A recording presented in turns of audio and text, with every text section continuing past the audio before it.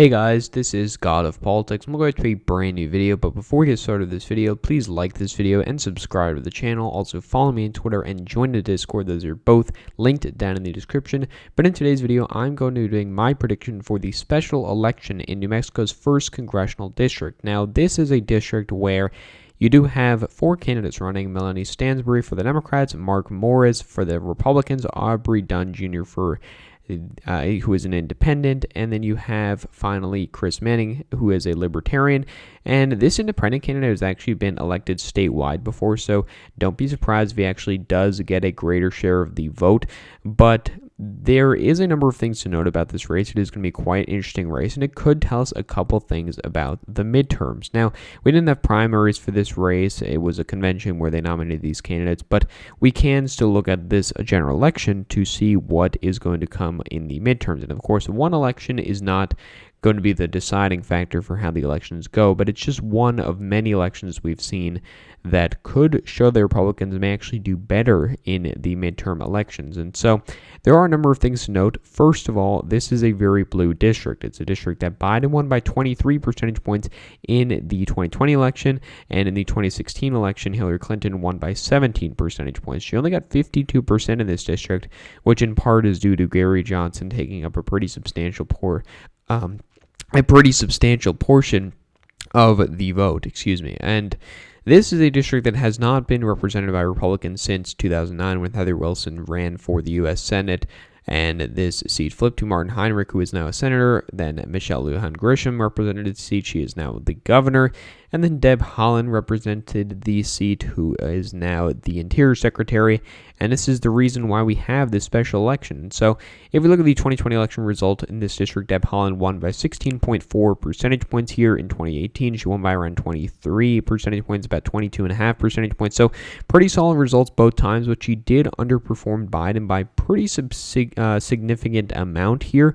And so that's good. That's going to be what you have to note when you're analyzing this election. Are you comparing the election results to Deb Haaland, who won by 16.4 percentage points, or to Joe Biden, who won by 23 percentage points? Because it can affect who you see as the winner in terms of in future elections for midterms, who ends up winning this race here. Of course, Democrats are almost certain to win this seat, but the question is, are Republicans going to overperform? And that's a thing that we're going to have to note. And look at the 2020 results to see the kind of results that we are looking for, to see whether Republicans are overperforming or underperforming. And so looking at this here, Deb Haaland crushed it in the absentee vote, 100,000 to 40,000, absolutely crushed it. The early vote she slightly lost, and the election day vote she slightly lost. And what's important to note here is that there's very few election day votes, and it was only about 10% of the total votes are election day votes, 10.5% to be exact. And so that's something that's really interesting here, because you have 89% of the votes coming from early in person and absentee voting, and Deb Haaland won those overwhelmingly, 19% to be exact. But when we look at how things are going so far, Democrats are winning it by 28 percentage points, the early vote so far, in terms of just pure party registration. But what I've done is I've turned that into these results here, which show how things are looking from the standpoint of you're looking at the early vote totals in terms of raw registration numbers. You're comparing that to the early vote totals in the 2020 election, and then you're making hypothetical scenarios as a result of that and modeling that to figure out my prediction. And so I'll talk about that a little later. But I do have the results here as of now that are copied from this guy, Dan Boyd, who does get the results here. I've been following him for a while now, following the results that he's been posting, and so he has had very useful data. And so I'm using this data here with Democrats, Republicans, Libertarians, Independents. I've combined Libertarians and Independents into an other category, and so Democrats have about a 28 percentage point lead here. And so modeling that here, I'm forecasting Democrats to get about 89% of the Democratic vote, and 5% of the Republican vote, 48% of the independent vote. For Mark Moores, the Republican, he's going to get 6% of the Democratic vote, 88% of the Republican vote, 42% of the independent vote. And then for the other candidates, they're going to get 5% of the Democratic vote, 7% of the Republican vote, and 10% of the independent vote. The reason I have it at 7% for the Republican is that the candidate Mark Moores did actually get, the other candidate, one of the other candidates was a former statewide elected Republican turned Libertarian turned Independent now, I think.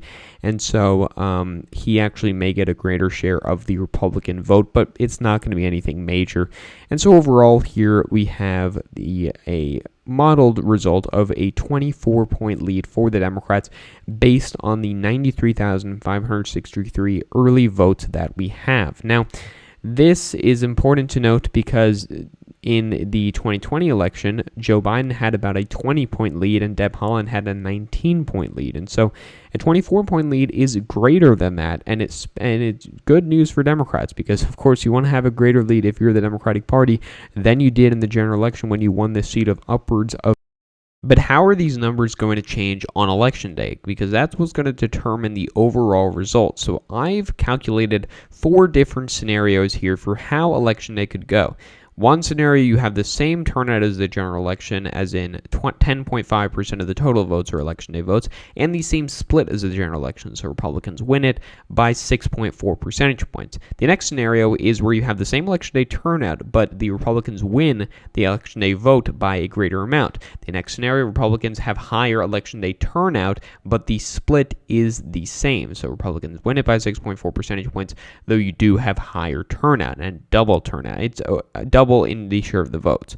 And then the final scenario is higher election day turnout as well as a different split. So Republicans, instead of winning it by 6.4 percentage points, win it by 12.8 percentage points, as well as having the votes make up 21% of the total votes instead of 10.5 percentage points, which it was in the 2020 election. So we go from 10.5 percentage points to 21 percentage points and 6.4 percentage points to 12.8 percentage points. So looking at the first scenario, we can see that Democrats would go from having a approximately 24 percentage point lead to having a 20.7 percentage point lead. They would be having 57.3% of the vote. Republicans would have 36.6% of the vote. And I'm keeping the other vote constant. I think that's just the easiest way to do it. So they would lose by 20.7 percentage point vote if you have a greater split of the vote for Republicans but the same turnout. Now, if you have the same turnout but a better split, you go from a 20.7 percentage point margin to a 20.5 percentage point margin. So effectively the same thing. Now, if you have higher election day turnout but the same split, you instead have a 17.6 percentage point lead. So that's what really makes a difference here. When you have higher election day turnout, that's what you really need, higher election day turnout. But when you have higher election day turnout as well as the different split, you go to a 16.2 percentage point lead, and this is actually the prediction I'm going to go with. I do think that the turnout is going to be higher, and I do think that the split is going to be more favorable to them. I think that both of these scenarios could turn out to happen. Now, Republicans, of course, could absolutely fail and not turn out their voters on election day and maybe even not do as well in the election day vote itself. Or they could have a scenario like this, and the latter is what I am predicting. I'm predicting that they're going to win by 16.2 percentage points. So this is my official prediction here that's highlighted here. You can take a screenshot of it, refer back to it after the election, see if I'm right. I could be right. I could be wrong.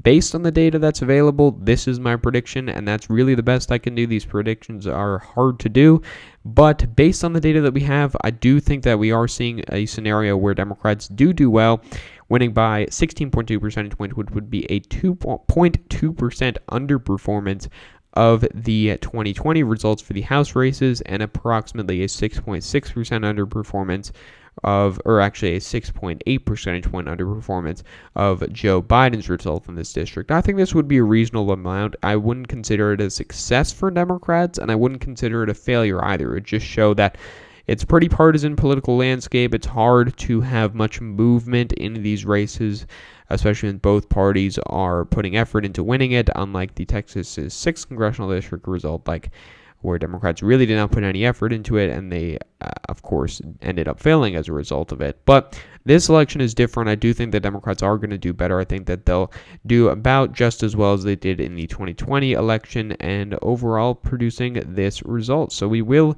see what happens. I'll have my analysis of it the day after the election. So thank you for watching this video. Please like this video and subscribe to the channel. Also follow me on Twitter and join the Discord. Those are both linked down in the description. But again, guys, thank you for watching this video, and I will see you guys later.